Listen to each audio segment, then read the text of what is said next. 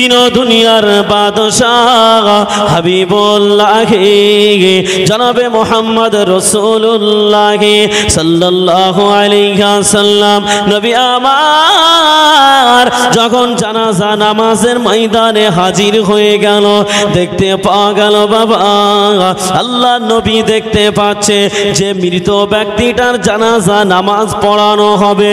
ওই মৃত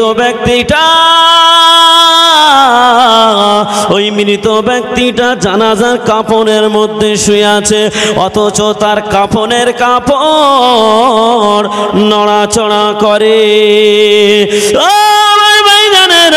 আল্লাহর নবী দেখতে পেল যখন জানাজা নামাজের ময়দানে কাফনটা নড়াচড়া করে, আল্লাহ নবী দেখতে পেয়ে অবাক হয়ে গেল, কি সর্বনাশ, মৃত ব্যক্তির জানাজা পড়তে আসলাম কিন্তু মৃত ব্যক্তির কাফনের মধ্যে কি যেন নড়াচড়া করে।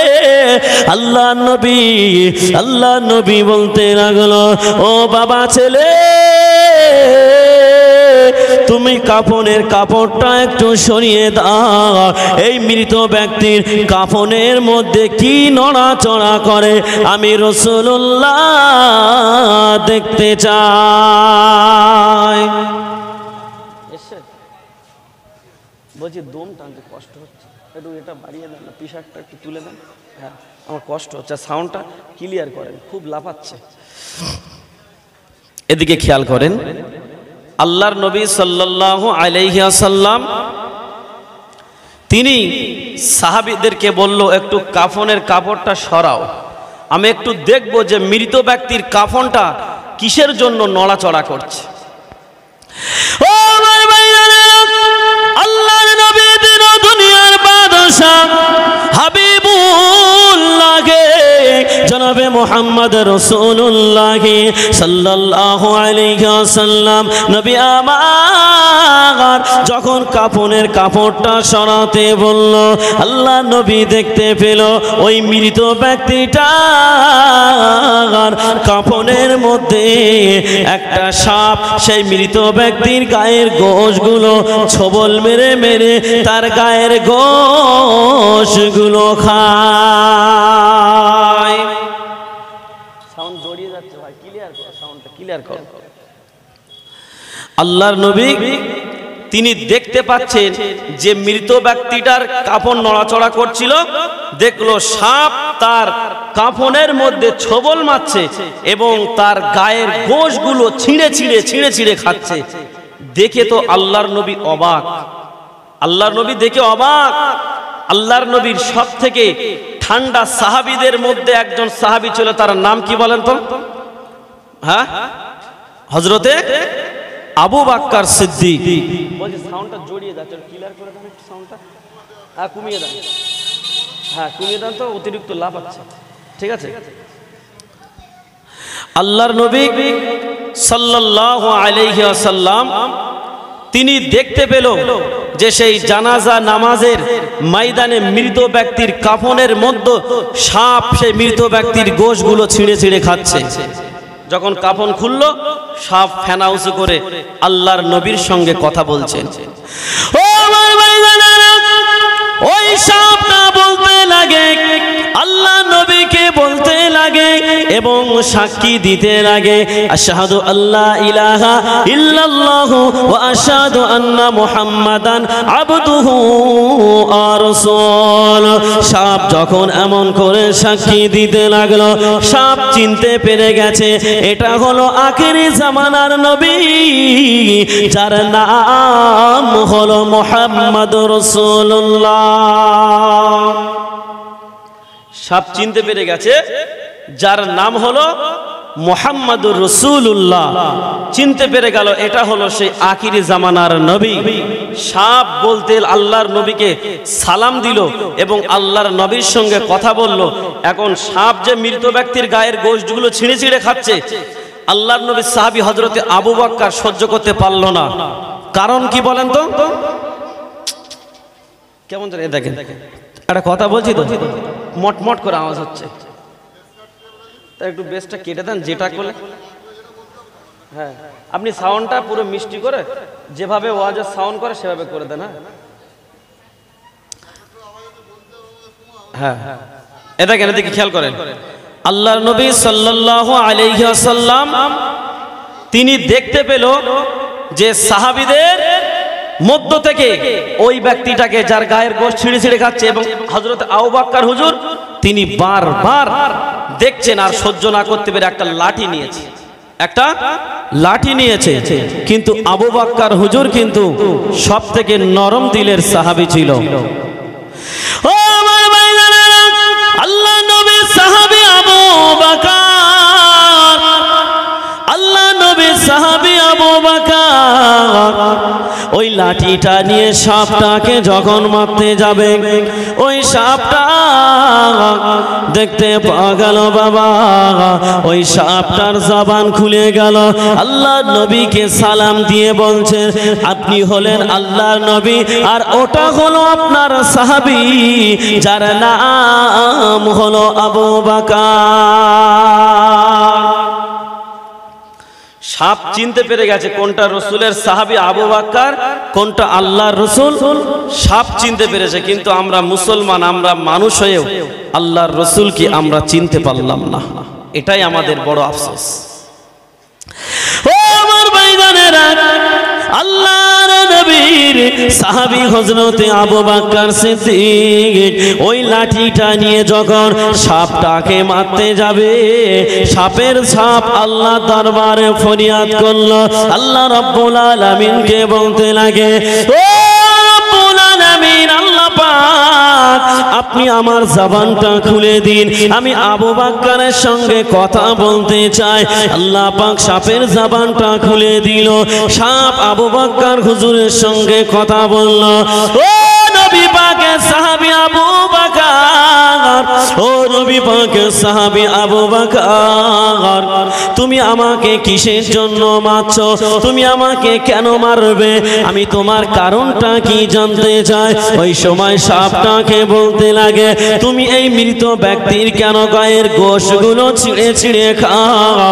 যে জানাজা নামাজের ময়দানে স্বয়ং আমার রাসূলুল্লাহ হাজির আছে, সেই নবীর সম্মুখে তুমি কেন তার গায়ের গোশত ছিঁড়ে ছিঁড়ে খাও? বলছে যে জানাজা নামাজের ময়দানে স্বয়ং রাসূলুল্লাহ আছে, সেই জানাজা নামাজের ময়দানে তুমি কেন? ওই মৃত ব্যক্তির এখনো জানাজা নামাজ হয়নি, এখনো কবরস্থ করা হয়নি, লাশটা তো মাটির উপরে আছে, তুমি তার গায়ের গোশতগুলো কেন ছিঁড়ে ছিঁড়ে খাচ্ছ? ও আমার ভাইরা, সাপ ওই সময় বলতে লাগে, ও নবী পাকের সাহাবী আবু বকর, তোমার সৃষ্টিকর্তা যে আল্লাহ, আমার সৃষ্টিকর্তা সে আল্লাহ, ওই আল্লাহ পাকের হুকুম তুমি যেমন এড়ানোর তোমার ক্ষমতা নাই, ওই আল্লাহর হুকুম এড়ানোর মতো আমার ক্ষমতা নাই। ওই আল্লাহ পাক আমাকে পাঠিয়েছে ওই মৃত ব্যক্তির গায়ের গোশতগুলো ছিঁড়ে ছিঁড়ে খাওয়ার জন্য। আমি আমার পেটের ক্ষুধা নিবারণ করার জন্য খাই না, আমি আমার ক্ষুধা জ্বালা যন্ত্রণা মিটানোর জন্য খাই না। ও নবী পাকের সাহাবী আবু বকর, তুমি শুনে রেখে দাও, জেনে রেখে দাও, আমি শুধু এই মৃত ব্যক্তির গায়ের গোশতগুলো আজ খাবো তা নয়, ওর কবরস্থ করবে, কবরের মধ্যে গিয়ে তার গায়ের গোশতগুলো ছিঁড়ে ছিঁড়ে খাবো। শুধু তাই নয়, তার গায়ের গোশতগুলো আজ থেকে কিয়ামত পর্যন্ত এর গায়ের গোশত ছিঁড়ে ছিঁড়ে খাবো।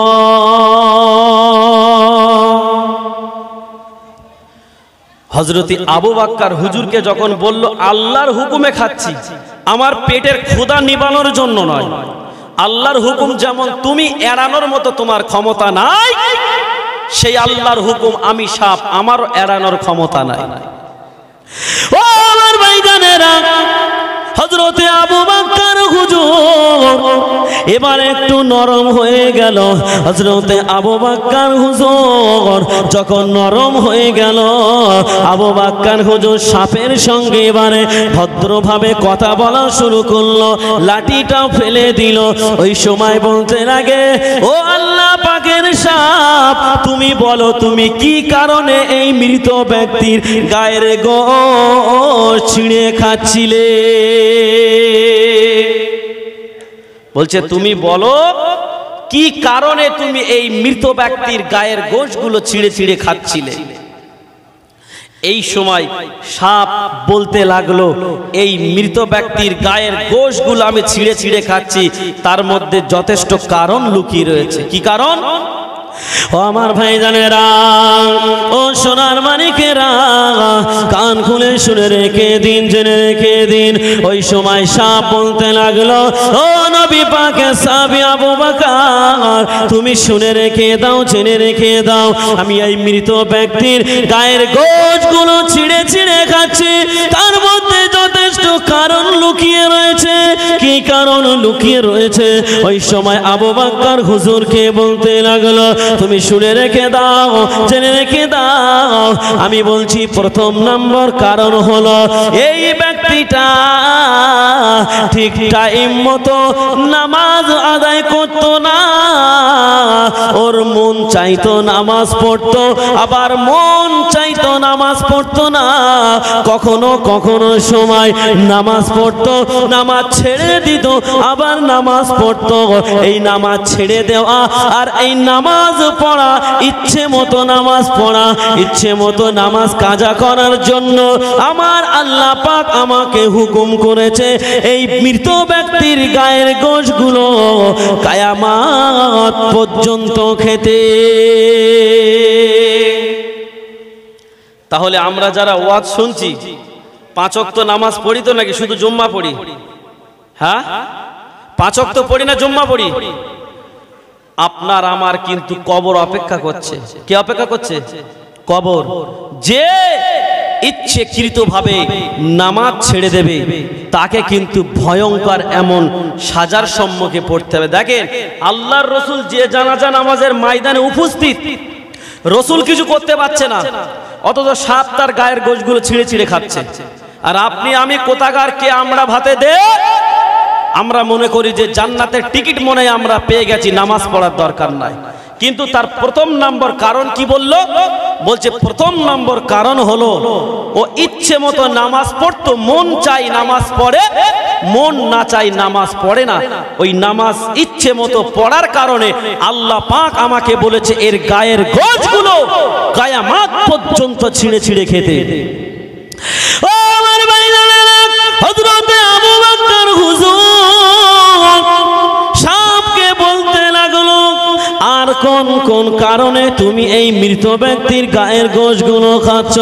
ওই সময় সাপ বলতে লাগে, ও আল্লাহ পাকের নবীর সাহাবী আবু বকর, তুমি শুনে রেখে দাও, জেনে রেখে দাও, এই ব্যক্তিটার দ্বিতীয় নম্বর কারণ হলো আমার আল্লাহ পাক এই ব্যক্তিটার টাকা পয়সা দিয়েছিল, ধন দৌলত দিয়েছিল, অথচ এই ব্যক্তিটা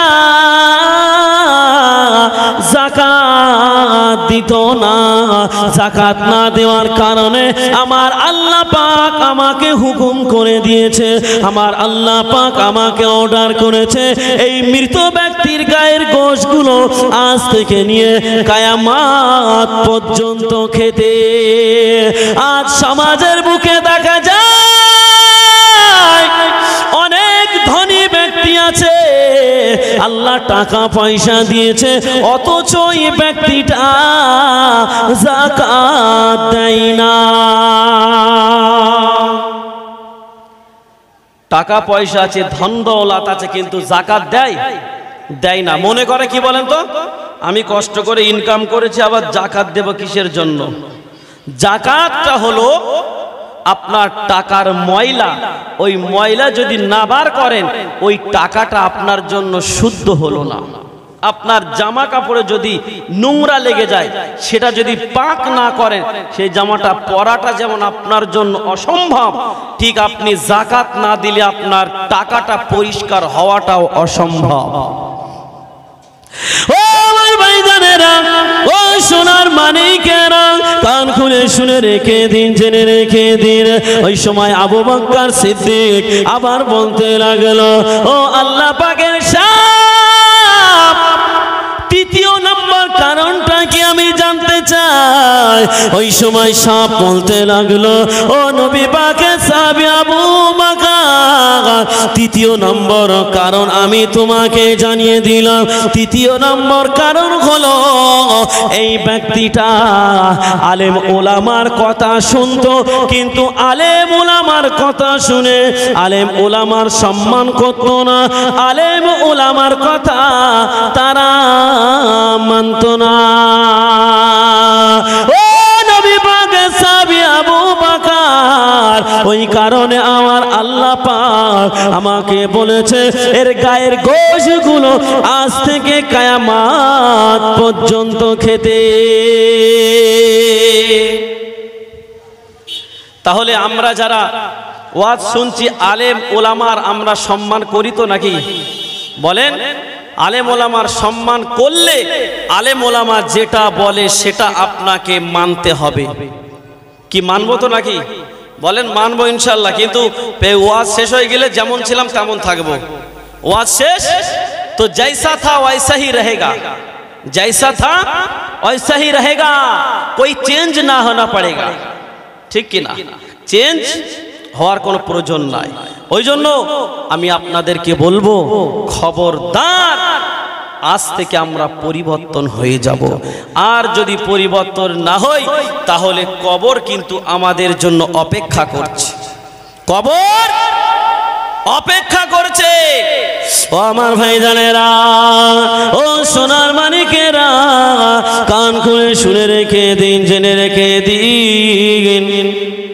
আল্লাহ নবী সাল্লাল্লাহু আলাইহি ওয়াসাল্লাম, নবী আমার দিন ও দুনিয়ার বাদশা হাবিবুল্লাহ জনাবে মুহাম্মদ রাসূলুল্লাহ সাল্লাল্লাহু আলাইহি ওয়াসাল্লাম, আল্লাহর নবীর জামানায় একজন ব্যক্তি এত বড় গুনাহ করেছে, যে গুনাহটার কথা মনে করে ওই ব্যক্তিটা কাঁদতেছে।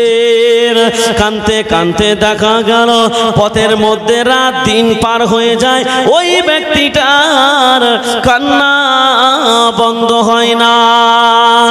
ও আমার ভাইজানেরা, ও সোনার মানিকেরা, আল্লাহ নবী সাহাবী হযরতে ওমরের সঙ্গে পথের মধ্যে দেখা হয়ে গেল।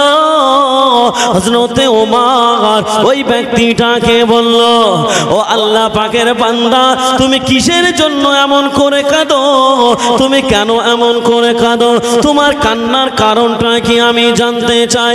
যখন এই কথা বলল, দেখতে পাওয়া গেল ওই ব্যক্তিটা আল্লাহ নবীর সাহাবী ওমরকে বলতে লাগে, ও ভাই ওমর রে, তুমি শুনে রেখে দাও, জেনে রেখে দাও, আমি এত বড় অন্যায় করেছি, আমি এত বড় গুনাহ করেছি, যে গুনার দিকে তাকালে মনে হয় না আমার ক্ষমা হবে।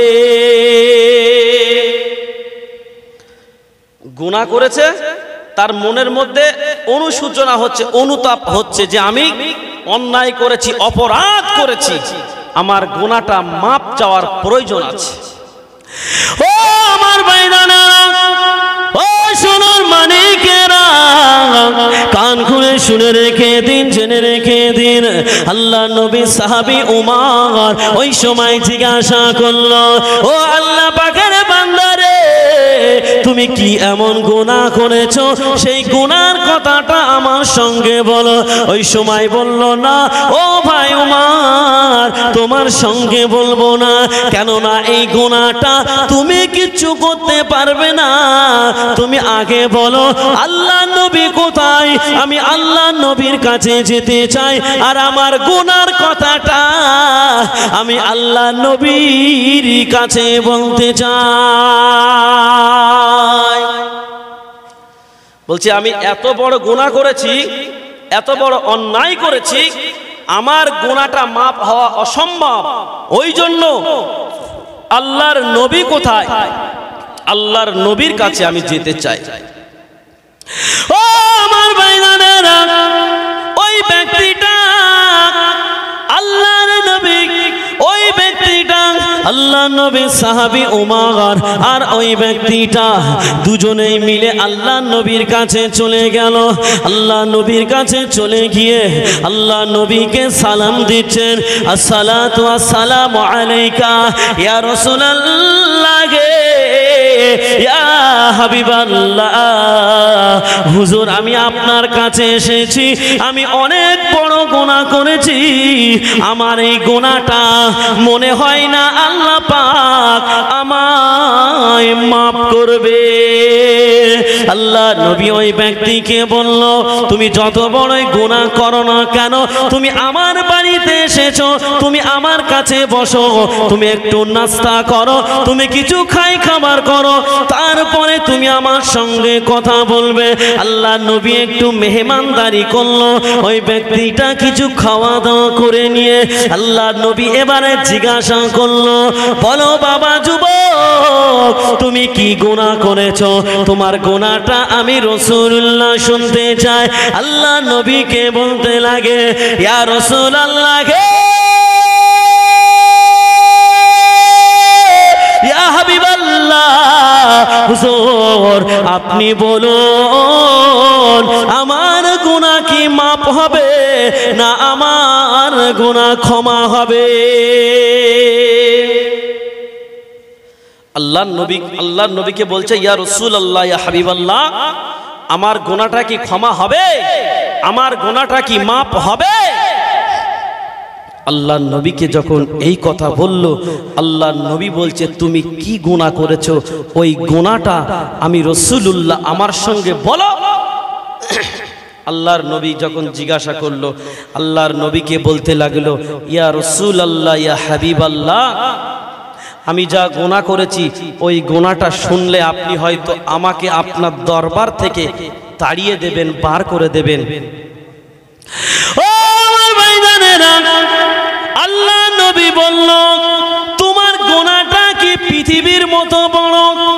আল্লাহ নবীকে বলতে লাগে, ইয়া রাসূলুল্লাহ, ইয়া হাবিবাল্লাহ, আমার গুনাহটা পৃথিবীর চাইতে আরো বড়। আল্লাহ নবী বলল, তোমার গুনাহটা কি আসমান আর জমিনের মতো বড়? আল্লাহ নবীকে বলতে লাগে, ইয়া রাসূলুল্লাহ, ইয়া হাবিবাল্লাহ, আমার গুনাহটা আসমান জমিনের চাইতেও বড়। আল্লাহ নবী বলল, তোমার গুনাহটা কি 7 তবক জমিন আসমানের চাইতেও বড়? আল্লাহ নবীকে বলতে লাগে, হ্যাঁ ইয়া রাসূলুল্লাহ, ইয়া হাবিবাল্লাহ, আমার গুনাহটা 7 তবক জমিন আসমানের চাইতেও বড়। আল্লাহ নবী বলল, তোমার গুনাহটা জান্নাত জাহান্নামের চাইতেও কি বড়? আল্লাহ নবীকে বলে, ইয়া রাসূলুল্লাহ, ইয়া হাবিবাল্লাহ, আমার গুনাহটা 7 তবক জমিন আসমান এবং জান্নাত জাহান্নামের চাইতেও আরো বড়। আল্লাহ নবী ওই সময় বলতে লাগলো, তোমার গুনাহটা কি সিদরাতুল মুনতাহার থেকে বড়? আল্লাহ নবীকে বলতে লাগে, হ্যাঁ ইয়া রাসূলুল্লাহ, ইয়া হাবিবাল্লাহ, আমার গুনাহটা 7 তবক জমিন আসমানের চাইতেও বড়। আল্লাহ নবী এবারে বলতে লাগে, ও যুবক, তোমার গুনাহটা কি এই পৃথিবী 7 তবক জমিন আসমান জান্নাত জাহান্নাম লৌহ কলম এবং আরশে আজিম সব একত্রিত করলে যত বড় হয়, তোমার গুনাহটা কি এর চাইতে আরো বড়? আল্লাহ নবীকে বলতে লাগে, ইয়া রাসূলুল্লাহ, ইয়া হাবিবাল্লাহ, আমি এত বড় গুনাহ করেছি, এত বড় অন্যায় করেছি, আমার গুনাহটা এই পৃথিবী, সাত তবক, জমিন আসমান, লৌহ কলম, জান্নাত জাহান্নাম, আরশে আজিম সব কিছু একত্রিত করলে যতটা বড় হয় তার চাইতেও আমার গুনাহ আরো হাজার হাজার গুণে বড়। আল্লাহ নবী শুনে অবাক হয়ে গেল, যুবক কি এমন গুনাহ করেছে? জমিন আসমান, সাত তবক, জমিন আসমান এবং আরশে আজিম এবং জান্নাত জাহান্নাম, লৌহ কলম সমস্ত একত্রিত করলে যতটা বড় হয় তার চাইতেও আরো বড় গুনাহ। যুবক কি এমন গুনাহ করেছে? আল্লাহ নবী অবাক হয়ে গেল। ও আমার ভাইজানেরা, আল্লাহ নবীকে যখন বলল সমস্ত কিছুর চাইতেও আমার গুনাহ আরো বড়, আল্লাহ নবী বলতে লাগে, ও আল্লাহ পাকের বান্দা, আমার আল্লাহর রহমতের চাইতেও কি তোমার গুনাহ আরো বড়? শেষ বেশ আল্লাহর নবী বলছে, আমার আল্লাহর রহমতের চাইতেও কি তোমার গুনাহটা আরো বড়? ওই যুবকটা ওই সময় আল্লাহর নবীকে বলছে, ইয়া রাসূলুল্লাহ, ইয়া হাবিবাল্লাহ, আমি যে গুনাহটা করেছি আপনাকে আমি বলবো, আপনি হয়তো আপনার দরবার থেকে আমাকে তাড়িয়ে দেবেন। আল্লাহর নবী বলল, বলো, তোমার গুনাহটা আমি শুনবো। কেননা তোমার গুনার পরিমাপটা দেখতে পাচ্ছি, এই পৃথিবী, তাম পৃথিবী যত বড়, এবং এমন পৃথিবী, প্রথম আসমান, দ্বিতীয় আসমান, তৃতীয় আসমান, এমন করে সাত তবক জমিন আসমান যত বড়, এবং লৌহ কলম, আরশে আজিম এবং জান্নাত জাহান্নাম সমস্ত কিছু একত্রিত করলে যতটা বড় হয়, ওই যুবক বলছে, ইয়া রাসূলুল্লাহ, ইয়া হাবিবাল্লাহ, তার চাইতেও আমার গুনাহ আরো বড়। আল্লাহর রাসূল অবাক হয়ে যাচ্ছেন যে কত বড় গুনাহ করেছে। আল্লাহর নবী বলছে, তুমি বলো, তোমার গুনাহটা আমি শুনতে চাই। ও ভাইজানেরা, আল্লাহ নবী যখন এই কথা বলল, আল্লাহ নবীকে বলতে লাগে, ইয়া রাসূলুল্লাহ, ইয়া হাবিবাল্লাহ, আমার গুনাহটা তাহলে আমি আপনার সঙ্গে বলছি। আল্লাহ নবী যখন এই কথা বলল, আল্লাহ নবীকে বলতে লাগে, ইয়া রাসূলুল্লাহ, ইয়া হাবিবাল্লাহ, আমি একটা বড় কাফন চোর, আমি একটা বড় কাফন চোর। ইয়া রাসূলুল্লাহ, ইয়া হাবিবাল্লাহ, আমি কাফন চুরি করে আমি সংসার চালাতাম, কিন্তু এই মদিনার জমিনে আল্লাহ পাক এত সুন্দর একটা নারী পাঠিয়েছিল, যার আল্লাহ এত রূপ দিয়েছে যে নারীকে দেখলে যে কোনো যুবক পাগল হয়ে যাবে। ইয়া রাসূলুল্লাহ, ইয়া হাবিবাল্লাহ, যে নারীকে দেখার জন্য মক্কার সমস্ত যুবকেরা লাইন লেগে যেত, কিন্তু ওই হুরে মদিনাকে দেখতে পেত না। ইয়া রাসূলুল্লাহ, ইয়া হাবিবাল্লাহ, ওই হুরে মদিনা, তিনি একজন আনসার সাহাবীর মেয়ে, তিনি একজন কোরআনে হাফেজা। ইয়া রাসূলুল্লাহ, ইয়া হাবিবাল্লাহ, আমার কাজ ছিল যখন কেউ মারা যেত তার কবরের মধ্যে গিয়ে কাফনগুলো খুলে বিক্রি করে আমার সংসার চালানো, এটাই আমার কাজ ছিল। ইয়া রাসূলুল্লাহ,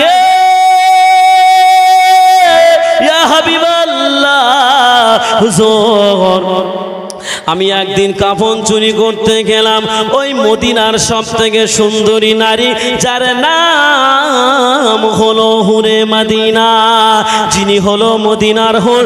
ইয়া রাসূলুল্লাহ, ইয়া হাবিবাল্লাহ, আমি যখন কাফন চুরি করতে গেলাম, কাফন চুরি করতে গিয়ে কবরের মধ্যে যখন ঢুকে পড়লাম, তার কবরের মধ্যে ঢুকে পড়ে এমন করে একটা কাফন, দুটো কাফন, তিনটে কাফন, চারটে কাফন, এমন করে করে মহিলাদের যে 5টা কাফন দেয়, ওই 5টা কাফন আমি তার শরীর থেকে খুলে নিলাম।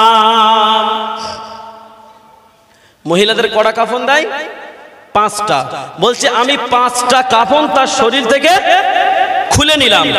নিয়ে আমি যখন উঠে চলে আসব, শয়তান আমাকে বলছে, শয়তান আমাকে বলছে, এই যুবক, তোমার কি যৌবনের চাহিদা নাই? তোমার কি যৌবনের খোদা নাই? তুমি কেমন যুবক যে মহিলাটার দেখার জন্য মক্কার সমস্ত যুবকরা লাইন দিয়ে থাকতো কিন্তু দেখতে পেত না। যে মহিলাটার আল্লাহ এত রূপ দিয়েছে, ওই মহিলাটার নাম হয়ে গেছে হুরে মদিনা, মানে মদিনার হুর। জান্নাতে একজন পুরুষকে আল্লাহ পাক হুর দেবে, সেই জান্নাতে হুর এত সুন্দর দেখতে, যা দেখলে পৃথিবীর যুবক অবাক হয়ে যাবে। ওই জন্য ওই মহিলার আল্লাহ পাক এত রূপ দিয়েছে, ওই মহিলাটির নাম হয়েছে হুরে মদিনা। আল্লাহ নবীকে বলতে লাগে, ইয়া রাসূলুল্লাহ, ইয়া হাবিবাল্লাহ, হুজুর, এক পর্যায়ে আমি যখন কাফনটা চুরি করে নিয়ে চলে আসছিলাম, আমাকে কবরের মধ্য থেকে কে যেন আওয়াজ দিল, এই যুবক, তোমার কি যৌবনের খোদা নাই? তুমি তোমার যৌবনের খোদাটা মিটিয়ে নাও। ওই মহিলার বাড়ির লোক কেউ নাই, তার ফ্যামিলির লোক কেউ নাই, তার প্রতিবেশী কেউ নাই, পৃথিবীর কোনো মানুষ এখানে নাই। তুমি তাকে একা পেয়ে তুমি চলে যাচ্ছ। তোমার মতো আহাম্মক যুবক আর একটাও হতে পারে না।